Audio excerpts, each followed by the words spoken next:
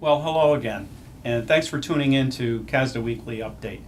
We're coming to you today on Monday, June 6th, and I thought I'd devote the 5 minutes that we have together today to explore another one of the 5 functional teams that we have here at CASDA. The group I'd like to talk about today is the Climate, Culture, and Community Committee. Think of it this way.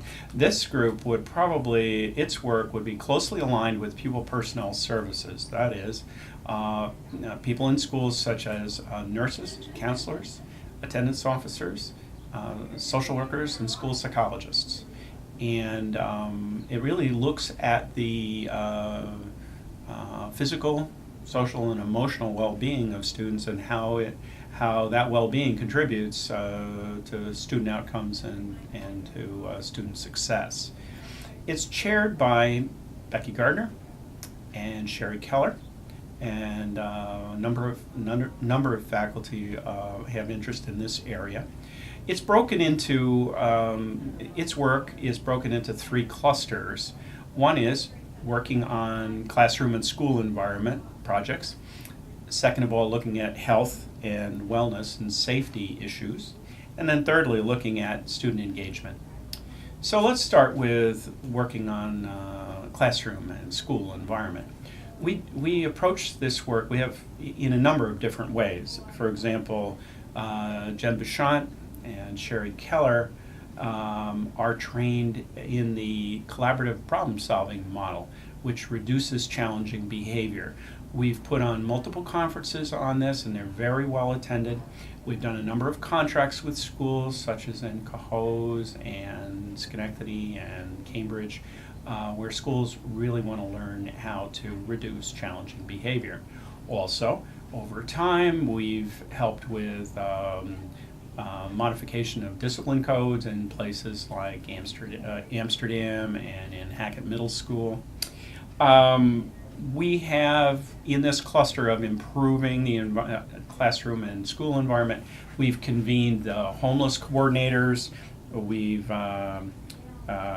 coached alternative educators, and with student demographics changing and poverty among children increasing, this team has been exploring the impact of poverty on school success for kids. We've featured conferences for the growth in suburban poverty, and interestingly, we've trained ourselves on being able to present and facilitate poverty simulations, which immerse participants in the lives of students and families in poverty. Additionally, we work extensively in the area of community schools. As some of you know, this is an important and growing area.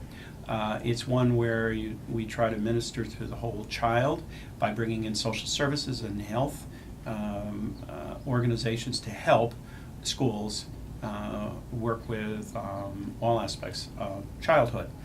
We work extensively in this area with the University at Albany, with the Children's Aid Society in New York City. We've held conferences. We work with community schools in Albany and in Schenectady, and have learned a great deal about this, and have actually hosted an international scholar, Alan Dyson, back in April, as you may remember, on this topic. In the area of health and wellness, we do a number of things. We're very interested in mental health in schools. We held a very successful conference in April, looking at adverse childhood, the impact of adverse child trauma on later school life for children. And we will begin to bring that program from a general conference and begin to bring it to the schools for individual contracts. We have sponsored school safety series of various types, helped schools think through how they would transition kids who are returning to school after episodes away. We've sponsored, under Bob Stuhlmaker's leadership, we've sponsored conferences on CPR, heroin abuse, concussions. We have one coming up in July on Lyme disease and its impacts. So we do a lot in this area of health and wellness. Finally, this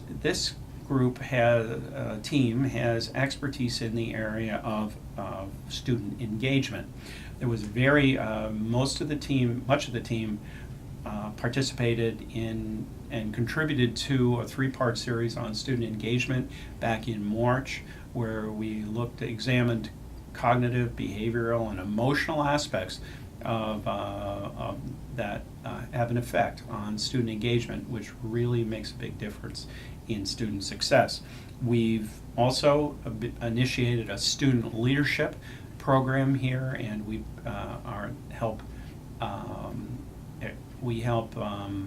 extracurricular advisors stimulate their programs. We have worked, interestingly, in Saratoga this past year with a sponsor, a scholar group, and have learned and are very interested in all aspects, obviously, of leadership here at CASDA, but student leadership and student voice and opportunities for participation as well.